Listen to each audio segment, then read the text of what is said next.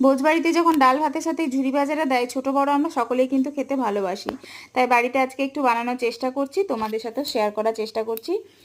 Medium সাইজের কয়েকটা আলু নিয়ে গ্রেট করে নেব। গ্রেট করে নিয়ে ভালো করে আলুটাকে, এই গ্রেট করা আলুটাকে 5-6 একবার জল দিয়ে পাল্টি পাল্টি ধুয়ে নিয়ে হাতের সাহায্যে চিপে চিপে জলটাকে যতটা সম্ভব বের করে নিয়ে একটা শুকনো কাপড়ে আলুটা শুকনো হতে দিলাম।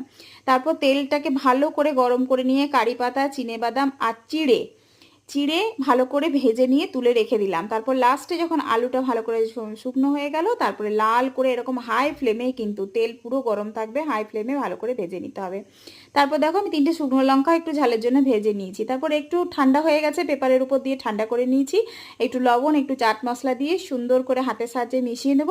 তারপর তোমরা কন্টেনারে ভরে বেশ কিছুদিন এটাকে সুন্দর মানে ভাত দিয়ে তোমরা খেতে পারবে। তো অবশ্যই ট্রাই করো, খেতে খুব ভালো লাগে, ডাল আর ভাতের সাথে কিচ্ছু লাগে না।